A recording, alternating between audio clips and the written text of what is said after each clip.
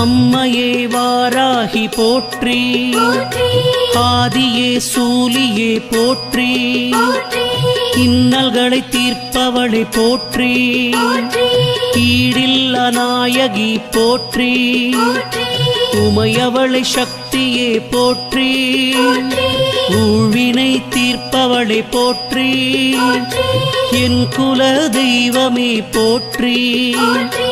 ஏகாந்த நாயகி போற்றி, ஐயம் தீர்ப்பவளை போற்றி, ஒப்பிலாமாமணியை போற்றி,